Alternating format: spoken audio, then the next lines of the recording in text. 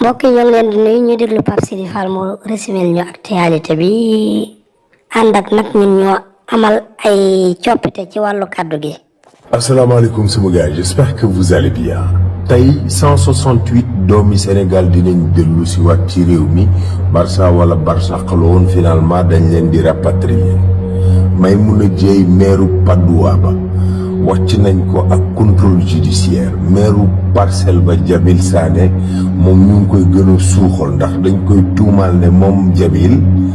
bokkoon na ci ñi nga xam ne ñoo doon financé xale yi taal université Cheikh Anta Diop bu Dakar.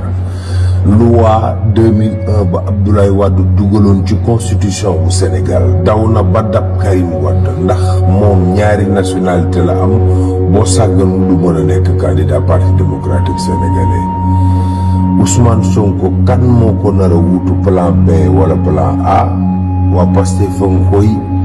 géngante ñii ne nañ am na ñii ne nañ amul. waa Pastef yooyu sax seen gone yi ci stade yi la ñuy nekk naan Sonko na mulala voilà populaire moo wax loolu lu mu tudd ci Abdou Karim Sall ñëw na Touba di yëgal Sëriñ Mountakha ne ko mbir woote yeeg wuy yi ak connexion yi ci màggal gi moom lépp dina yem